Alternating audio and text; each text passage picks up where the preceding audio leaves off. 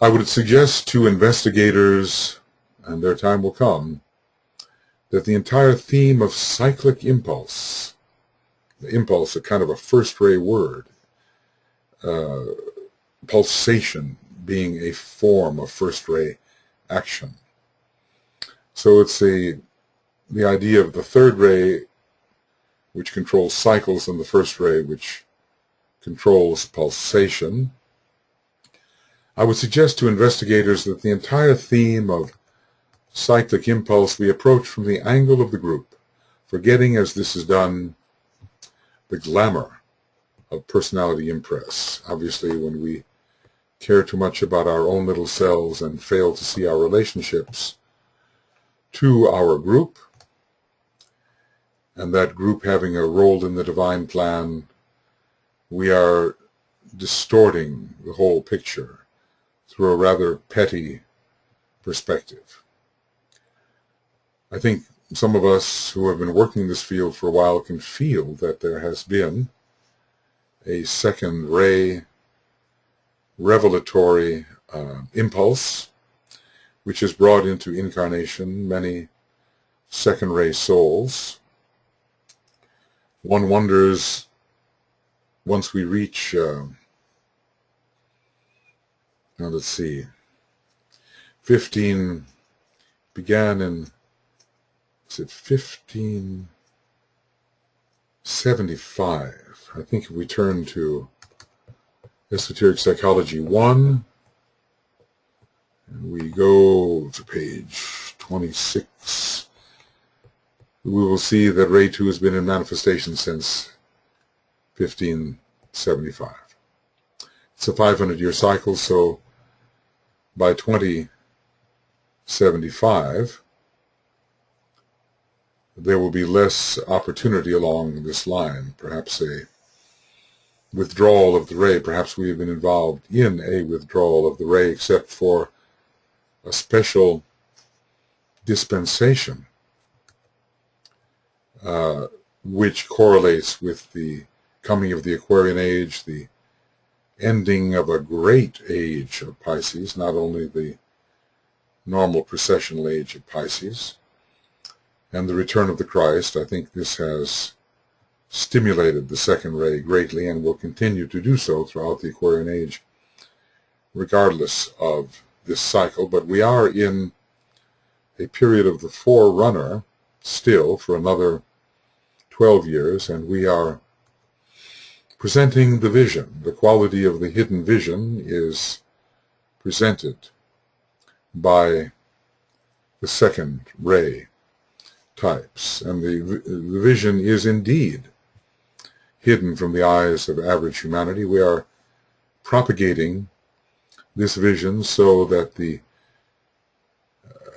expectations of a great number of human beings may change, and so they may see more clearly what is the nature of human incarnation and what is at stake in this transitional period in the history of humanity.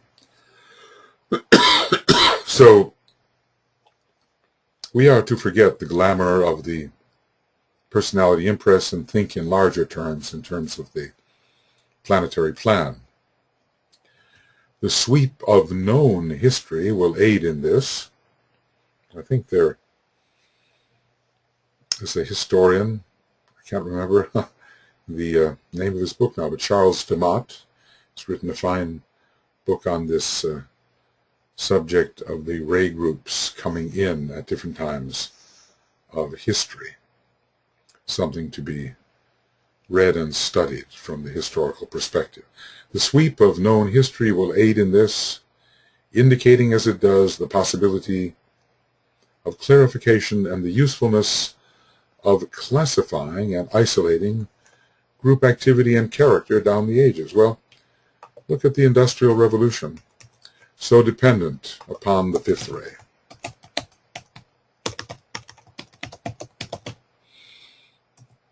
Revelation, perhaps. Revolution. What is RV? Revelation again. If we look at the latter part of the 18th century, developments throughout the 19th century and the 20th century, we must take into consideration that the fifth ray age began in 1775. Was it to be a 350 years cycle, as the ray scholar Stephen Pugh suggests? Perhaps. And that would take us to the year 2125, wouldn't it? Let's see, if we add 300, we get 2075, another 50 years. We get 2125, which is pretty close to the beginning of the Aquarian age, and the fifth ray, of course, would continue because it comes largely through the sign Aquarius. But we have been told that progress was so rapid with respect to our planet that the fifth ray in its own nature had to be withdrawn. The withdrawing was occurring from 1950 to the year 2000, so by now that withdrawing has been accomplished and the fifth ray presence is now an aspect of the general third ray ashram rather than a concentrated force of its own. You know, knowledge is power, and too much knowledge with a morally unprepared humanity would be disastrous. Even now, we are in the process of threatening to destroy ourselves, so I think it was foreseen that that ray had to be de-emphasized for a time, but the Industrial Revolution would not have occurred. And it was a revolution in science as well that fed this revolution. It would not have occurred without the emphatic emphasis of the fifth ray coming in 1775. The rate, this is a group, this is a ray group making their contribution, and the extent of the contributions was prodigious. If you look at scientific developments before that time, they did occur, and we can say that when Master R. as Francis Bacon came in the late 16th century and until the early part of the 17th century, when he came in, there was a fifth ray impulse.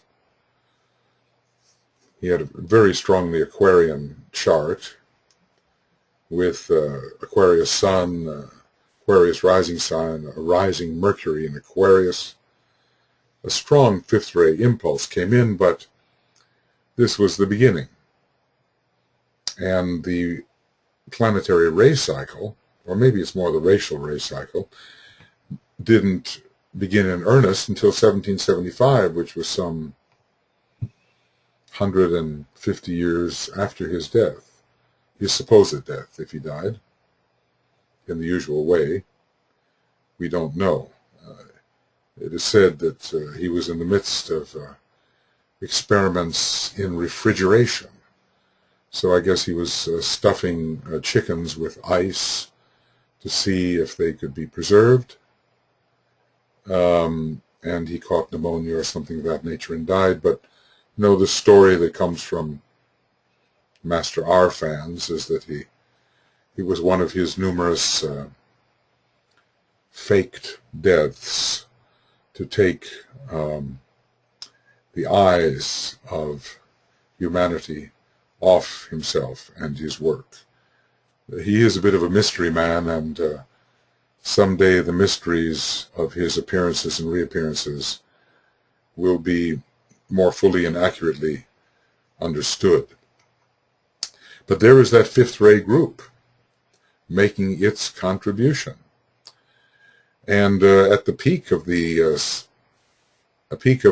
second ray cycle in 1825, there was a great impulsion towards welfare movements in society, which were operating throughout the 19th century and beyond. So there was quite a coincidence of rays there, ray 1 and ray 2, around 1825. So the second ray has certainly contributed to a more compassionate society. I mean, we have experienced the attack of the Dark Lodge, and we have experienced huge expression of inhumanity spurred on by the wickedness, the lustful nature of the Black Lodge, but in general there has been the second ray group has made its impress. And of course the sixth ray group has been with us now for a long time and put its stamp on the entire civilization of the Piscean age. And we cannot deny the presence of the philosophical third group and the development of commerce in one aspect of the expression of the third ray. And they have a very long cycle from 1425 until 2325. So we're still in the expression of the 900-year cycle of that group. So anyway, this is what DK is saying. As we study the sweep of history, we will understand, it will become clarified for us, the usefulness of classifying and isolating group activity and character down the ages, and here just to say, according to the ray nature of the group. When the major reincarnating groups are thus distinguished, and their work for the fourth kingdom along many lines, let's not forget the premature incoming of the fourth ray group, which gave us tremendous musical and artistic expression ahead of their cycle, we are told. When the major reincarnating groups are thus distinguished and their work for the fourth kingdom along many lines is more clearly seen, then the whole subject will be better understood, evoking the play of the intuition. We will begin to look for trends, the kinds of people who are coming in. Already the renovators on the seventh ray, the experimenters with the new energies can be seen. The reformers of the patterns of social interplay and of generally societal expression, you can see these people emerging right now. They are very practical, they are advanced, they consider the energies which have newly become available for our use, and they're interested in applying them in ways which transform our interplay on the outer world. These people can be detected. So when we're looking for rays, let's remember that those with whom an individual associates will tell much about his ray expression. This goes to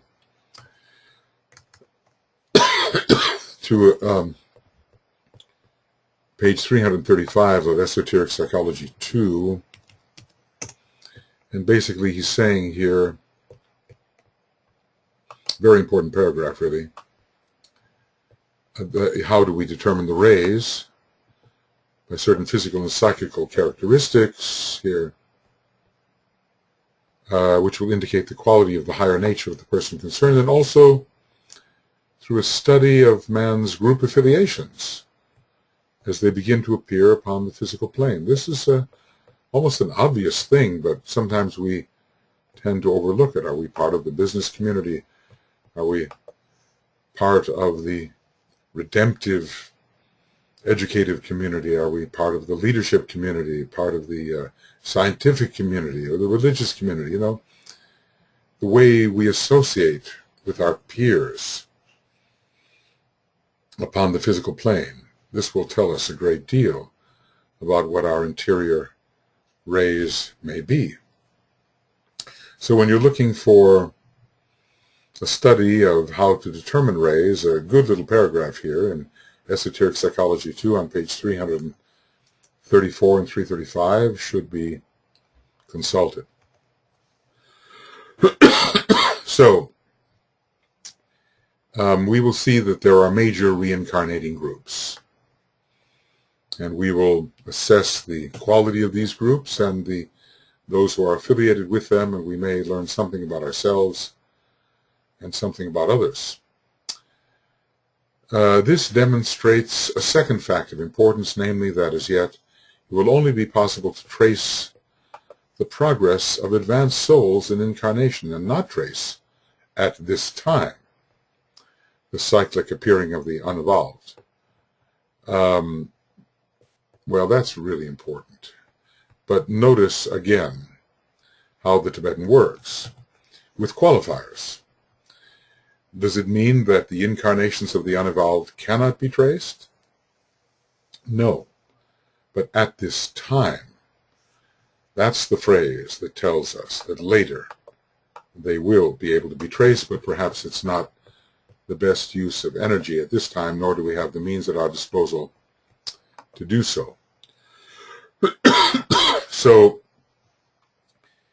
the progress of advanced souls in incarnation, these are the ones that stand out, and people of our type are moving more and more into that condition because we've been at it for a long time. And the incarnations, our incarnations may be able to be traced by those who have the skill to do so, the insight, or through maybe even hypnotic methods. That's possible as well. So the unevolved, however, well, you know, the Buddha is said to have seen all of his lives as a human being. They are given some number, like 555, something like that. It's obviously a symbolic number. But he was able to see a great deal of his earlier expressions. And whether this went back to the previous chain, we don't know.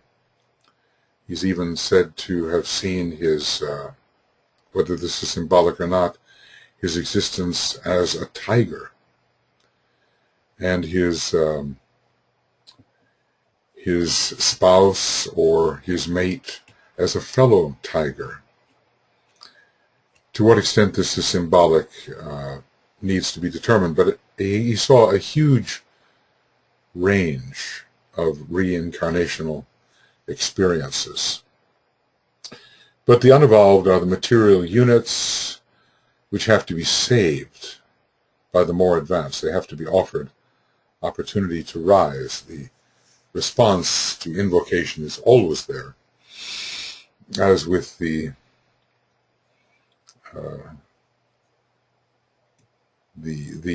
statement to ask. What do you call it? It's kind of a formula. The formula ASK, ask, seek, and knock. It will be answered. The theme of service and sacrifice runs unrecognized through history. At least unrecognized by us. We think in terms of our own desire and its fulfillment. And we think in very microcosmic terms. We think in Leonian terms, in individualistic terms. But really the Aquarian impulses here, the Aquarian mode of group appearance and group retraction will emerge and will be understood in the Aquarian age, which is the age of the group. So group movements on behalf of the divine plan will be understood. The key to the understanding of these reincarnating saving factors, almost the same thing, right? A reincarnating factor is a saving factor, lies in a coming intuitive ability to recognize the reincarnating groups. Maybe we can even begin to do that now. It's not so very hard to look out in the world and see the groups of scientists and the the business groups under the 3rd and 7th ray, the socially, therapeutically oriented groups, the ones who relieve pain and bring about a condition of greater wholeness under the 2nd ray. Let's say the artistic groups under the 4th ray, the leadership groups under the 1st ray. It's not so hard to recognize them, but I'm sure DK is speaking of a type of recognition which is more accurate. But anyway, there will be, and does not yet exist, a widespread intuitive ability to recognize the reincarnating groups as groups and not individuals through their ray quality. And it was, he says, for that purpose that I gave in Destiny of the Nations a statement as to the rays governing certain nations, because I think large groups of souls of a certain nature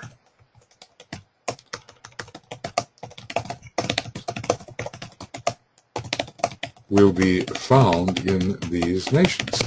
For instance, America will have a great number of 6th ray souls and 2nd ray souls. The personality ray of the nation still represents a soul grouping, even as the soul ray of the nation represents a soul grouping. It's not that we will necessarily find a huge number of 6th ray personalities in the United States. We may, but then when you look among mankind altogether, 3rd ray personalities and 6th ray personalities are in the majority and everywhere to be found, regardless of nations. So when we go to China, we may find large groups of 3rd ray souls and 1st ray souls. When we go to the Latin countries, let's say when we go to Italy, large groups of 6th ray souls and 4th ray souls, or to Spain, 6th ray souls and 7th ray souls, and so forth. Now, obviously, there's a more sophisticated mixture than is proposed simply by the rays governing the soul and personality of the nations. Every nation has mixtures, but we might find, a greater preponderance of souls on the 7th ray in the Soviet Union than we would, for instance, in the United States. The United States is ruled by ray 2 and 6, and Soviet Union by 7 and 6. I shouldn't say Soviet Union now, I should say Russia. And those related groups. DK did call it Russia. He never did call it the Soviet Union. He apparently foresaw the breaking up of that imperialistically gathered grouping of nations. But probably both nations would have a large number of 6th ray souls. The proportion will change, though, because the 6th ray souls are going out of incarnation. And he tells us from time to time that the personality ray of certain nations will change. Will it change with the incoming and outgoing of different soul groups? Maybe. So it was for the reason of identifying reincarnating groups, and conveniently doing so perhaps within certain nations, that he gave us the rays governing certain nations. Groups are governed by the astrological signs and by the rays, as individuals are. And these rays affect them by the ruling planets. He says, I've just here opened up for you a very wide field of research, and I have indicated a most interesting new form of historical investigation and record. And I think our friend Charles DeMott has undertaken that type of investigation, and maybe there are others that I'm not aware of who have done similarly.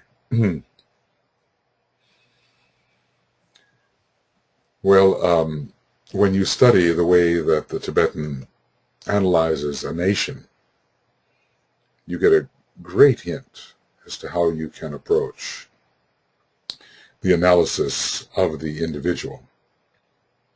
It's a very thorough and exhaustive analysis of nations according to their rays, their major astrological factors, and the rays of those astrological factors as well, and the capital cities and so forth, which could be correlated with the major chakras within the individual human being. A history of the future, the history of the future, will be the history of the evolving plans of God as they work out through the serving groups of egos who will come into physical incarnation under the influence of divine duality to carry forward the development of the lives which constitute the form through which divinity is seeking full expression. This is one of those great summations the Tibetan tends to make. He lays out various facts as he sees them, and then brings in kind of concluding paragraphs which bring us into a state of summation. I'll repeat it. The history of the future, the way history will be studied in the future, I suppose, will be the history of the evolving plans of God as they work out through the serving groups of egos, that is, souls on the higher mental plane operating through their vehicles, work out through the serving groups of egos who will come into physical incarnation under the influence of divine duality. That was that magnetic rapport between the saving groups and those who are to be saved, a vortex of mutual influence created, who will come into physical incarnation under the influence of divine duality to carry forward the development of the lives which constitute the form through which divinity is seeking full expression. Well, we are the lives in the forms which the planetary logos is using to seek full expression. We are tiny little elemental lives, and because of the entering God that I discussed a little earlier in Esoteric Psychology 1, around 98 or 97, 98, 99, because of that entering God, our development is being carried forward because of the quality and the radiation of that entering God. So we constitute in our aggregates forms through which that divinity, that entering God, is working, and our lesser lives, the lunar lords and the elemental lives and so forth, are constituting the form through which we, as an entering God, are working, thus radiatorily uplifting these lives and helping them develop to their next stage of expression. We are helping to lift the kingdoms of nature, each kingdom towards its next kingdom of expression, and this we do by our very own nature, which has entered into these forms of life and has organized them in such a manner that our influence may have its impact, its elevatory impact upon them. The relation of the fourth ray, let's see, where are we here?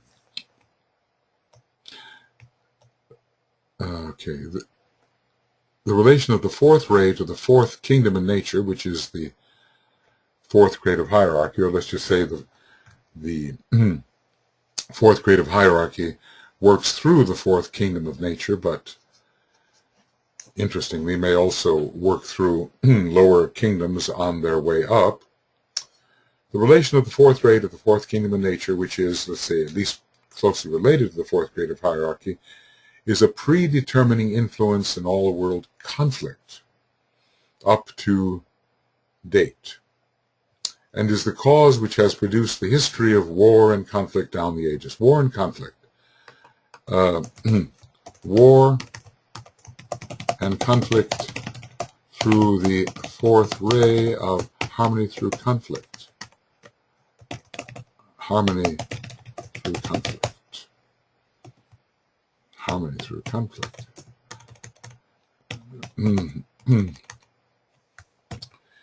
So we are a warring kingdom, standing midway and responsible, I suppose, for much of the friction which has expressed itself through our planet and the various kingdoms, and eventually we are to be bringers of harmony, having access to the Buddhic world. The relation of the fourth ray to the fourth kingdom in nature is a predetermining influence in all world conflict up to date, and is the cause which has produced the history of war and conflict down the ages. The theme of that ray is harmony through conflict, and it is the lower aspect of the ray energy producing conflict which is hitherto controlled. Now, this is a very important statement, because we realize that every ray has lower and higher aspects to its nature. Every ray has lower and higher, lower and higher aspects to its nature. And obviously, conflict is the lower aspect of the fourth ray.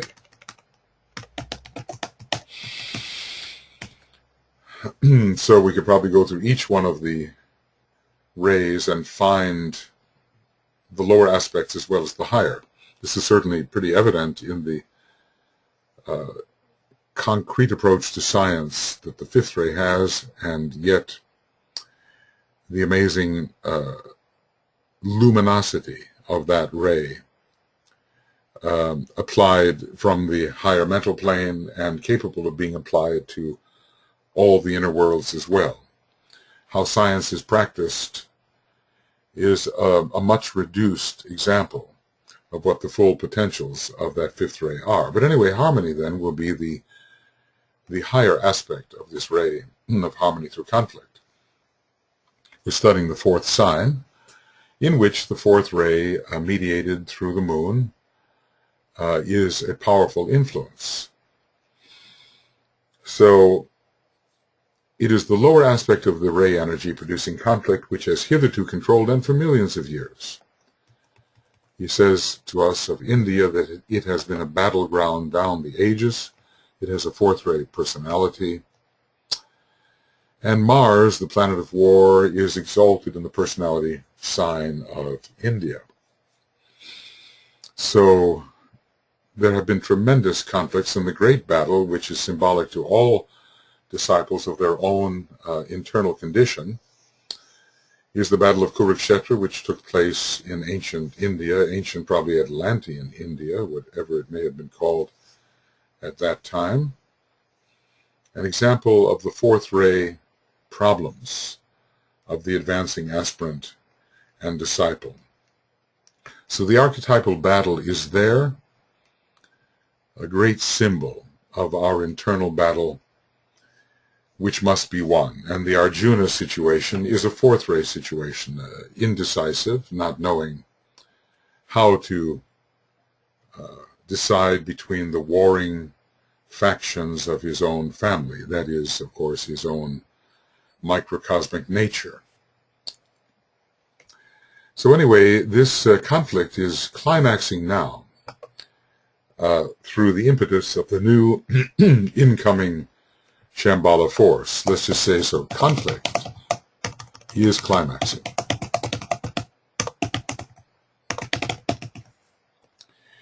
And as this force spends itself, as it exhausts itself, the lower aspect of the fourth ray, and this is rapidly coming about. DK said somewhere, I think, that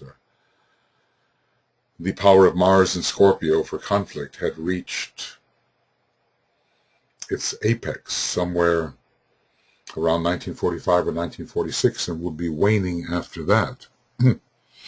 As it exhausts itself, and this is rapidly coming about, there will be a shift of direction and force to that major ray, the second ray of love wisdom, of which the fourth ray is an aspect.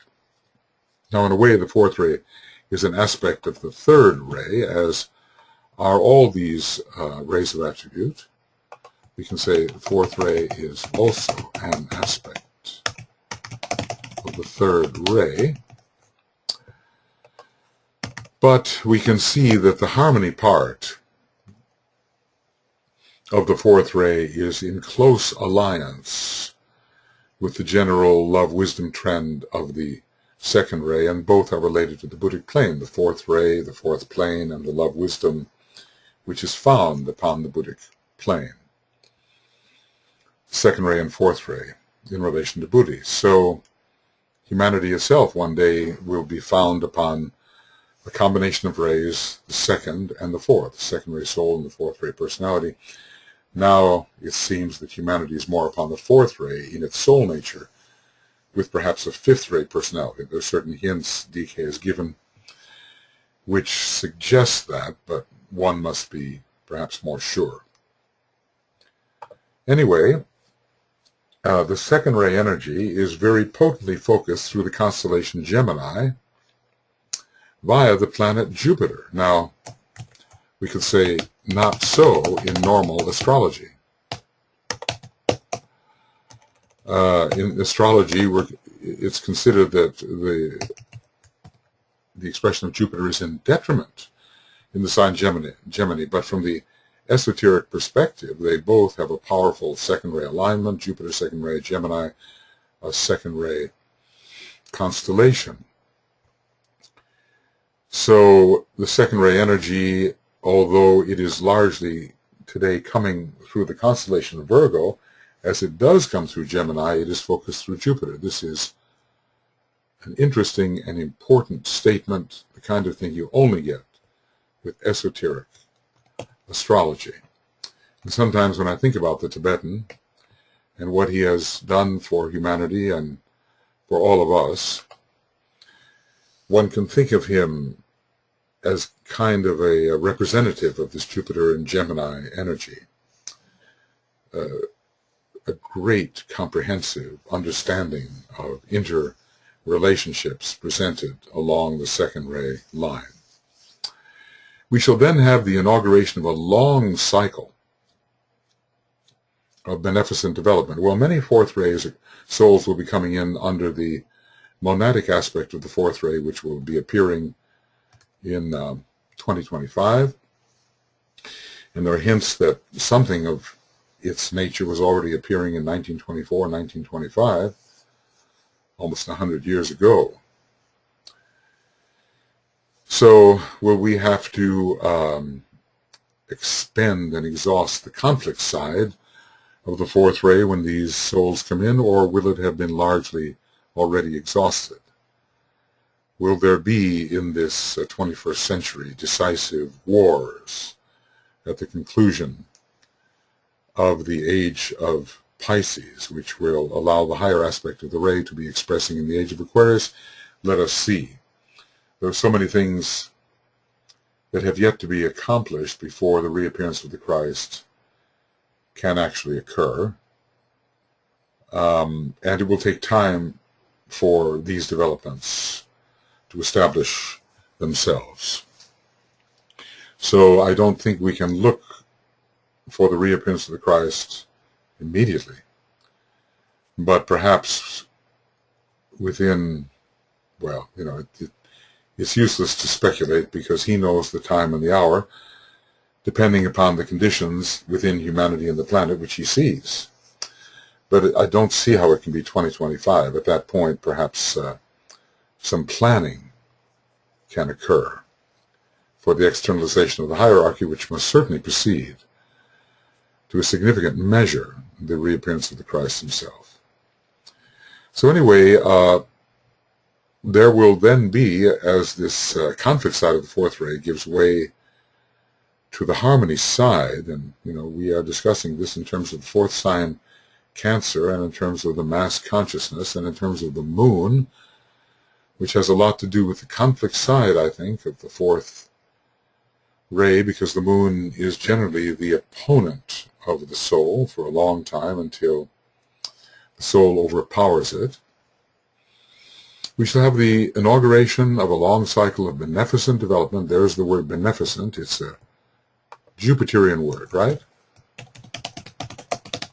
Beneficent development in which the conflict essential to the interplay between the dualities will be stabilized upon the mental plane. I think one of our jobs here is to elevate the influence of the fourth ray from the astral plane, where the majority of humanity is focused, onto the mental plane, where it can be worked out in the friction and interplay of thoughts and ideas. And under the influence of the salvaging, serving egos of the fifth kingdom, entirely change world civilization. Well, these are those who are the initiates, all the way from the first degree to the fifth. They are the salvaging, serving egos, operating with different levels of skill. And the fifth kingdom will be greatly stimulated by the fifth ray and the second ray of Aquarius, the second ray through Jupiter, its esoteric ruler, the fifth ray constellationally delivered through Aquarius. So a long cycle, after the Battle of Armageddon, you know, it is said that symbolically Satan, the lower three vehicles, is bound for 1,000 years. What does that mean? 1,000 years, a long period of time.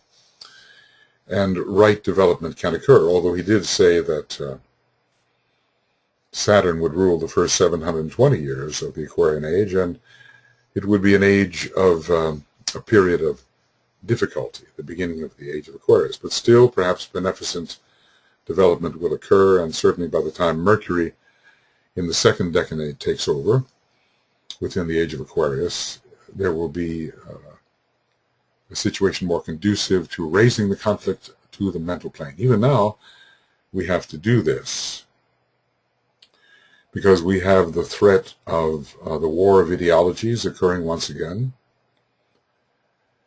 And we can see that already the war is with us. It is being waged on the emotional plane, but it is more important that it be waged on the mental plane, and to a degree it is being waged there.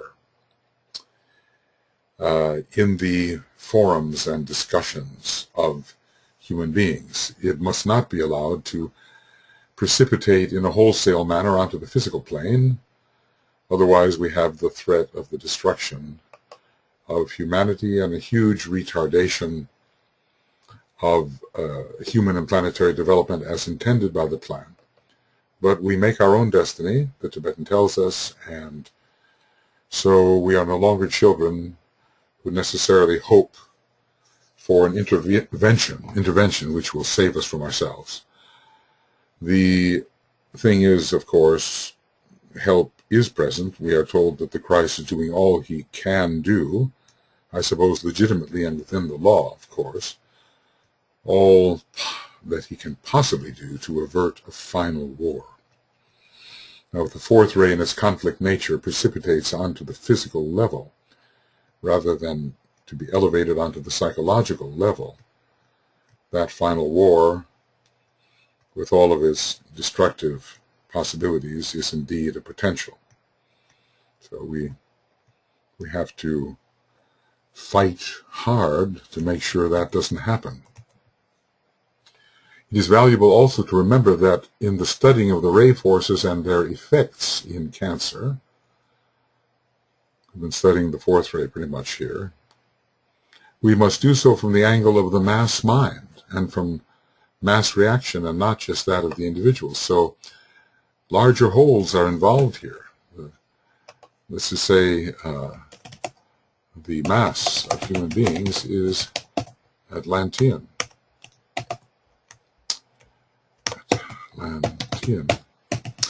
And emotionally focused, or kama manasically focused.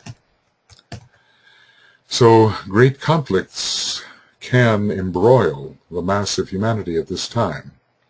And we've been warned of the advantage which demagogues will take of an unstable situation. We can already see this happen. It's very unintelligent, very emotional, very narrow-minded, very Kamma-monastic.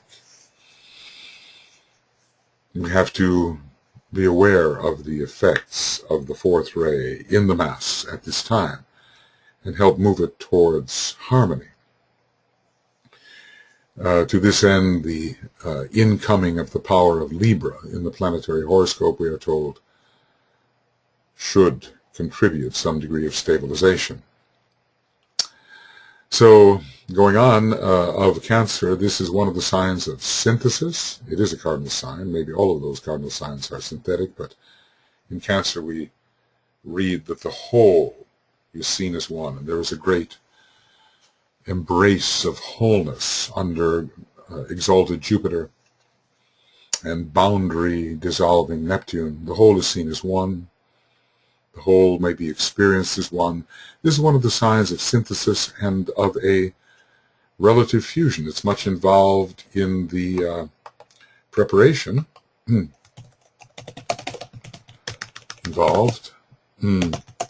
preparation for the integration of the personality, both of the individual and presumably of humanity.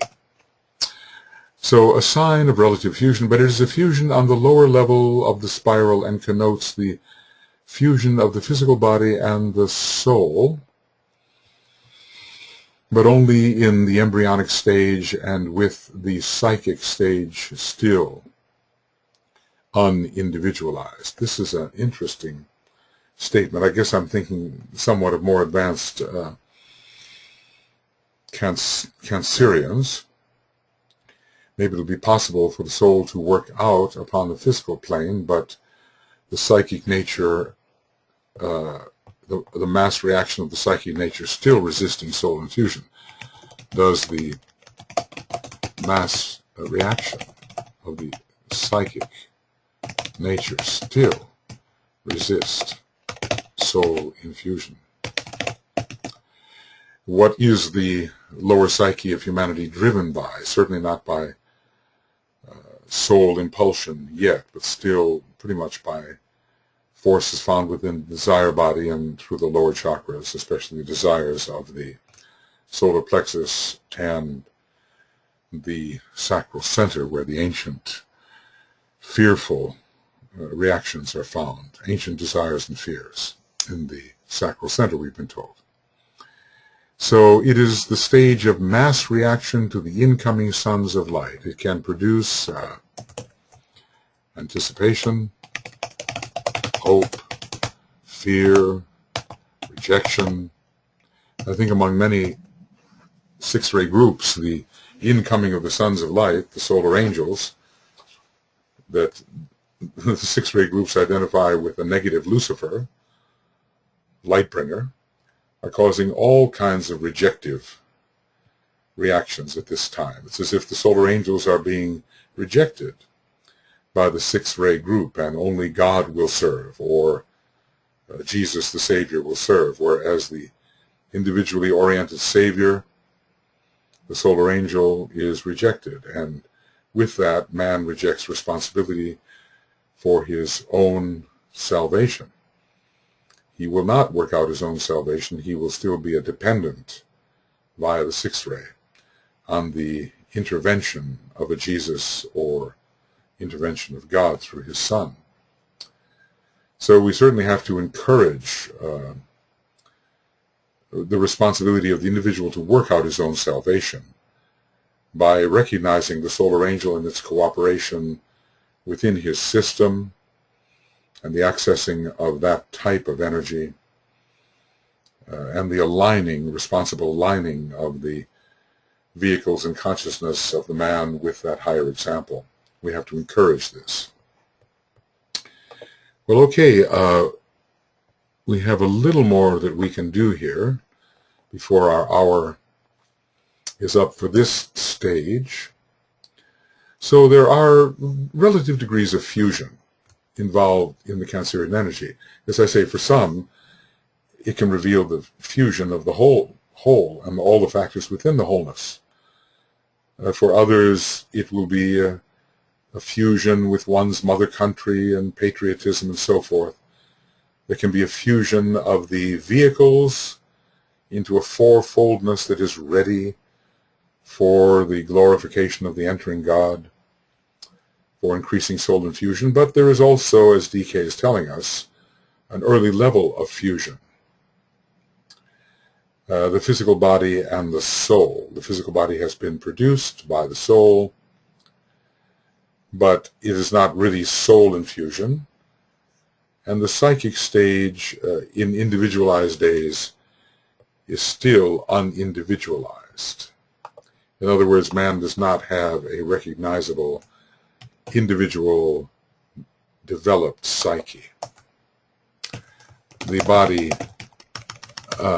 has appeared through the powers of the soul, but the inner psyche of man is not really individualized. Or, as it is said in psychological terminology, individuated. So there is nothing, let us say, distinctive about the psyche of man in this state of early fusion. And pretty much all men of the mass share similar instinctual desire, emotional, self-preservative reactions. We don't have that distinct inner psyche that has been cultivated into a state of distinction over the ages. The entire theme of the zodiac can be approached from the angle of light. Well, this is a new area, and I think it might be best for us to leave this for the next section. So here we would have the end of Esoteric Astrology 97B, and I'd like to find a page number here, probably looking right at it without being able to see it. Yes, 328. And the beginning of EAA 97C, page 328. The next section we're going to be getting into is very interesting, having to do with the type of light that is experienced in relation to each one of the signs of the zodiac, and then we're going to get into the pairs of opposites. DK has somehow used the Cancer chapter as a great container for many interesting approaches to understanding. I wonder if we do feel that the themes of Cancer are somewhat elusive in relation to the Cardinal Cross. I wonder if we do feel that from seeing the kinds of things he has discussed so far. Maybe we do. And perhaps some of the most elusive of ideas have been presented in this particular chapter, which deals with an energy which leads to concretion through the third and seventh rays. So there are extremes in the Capricornian energy, and there are also extremes in the Cancerian energy, ruled by the moon, which is associated with the lowest of the creative hierarchies, and yet dealing with that almost liberated hierarchy on the logoic plane, which is almost liberated onto the cosmic astral plane. So a great range here, all the way from the densest concretion to that oceanic, inclusive consciousness of the One, which the Cancerian energy can induce. But I'd like to close this with the sounding of the Great Invocation.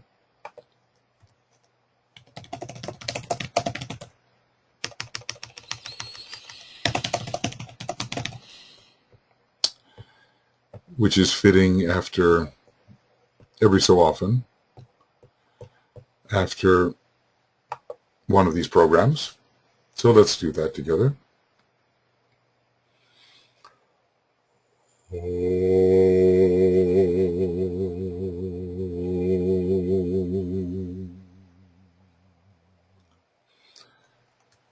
From the point of light within the mind of God, let light stream forth into the minds of men.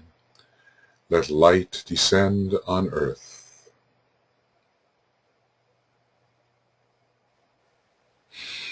From the point of love within the heart of God, let love stream forth into the hearts of men.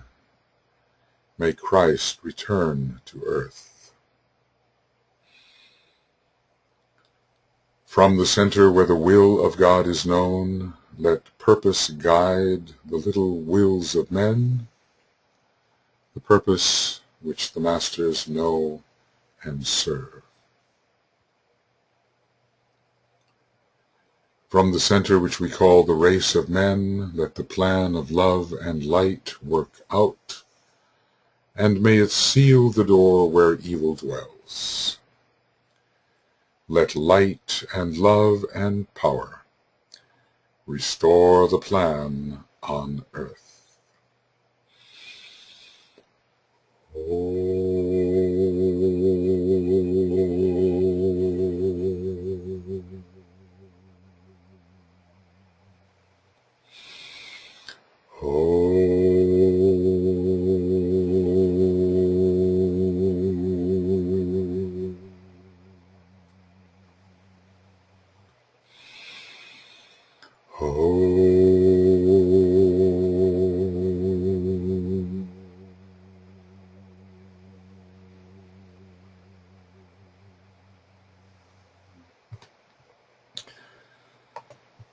Okay, friends, we will go on to number C, point C, in just a little bit, looking at the different forms of light associated with the signs of the zodiac.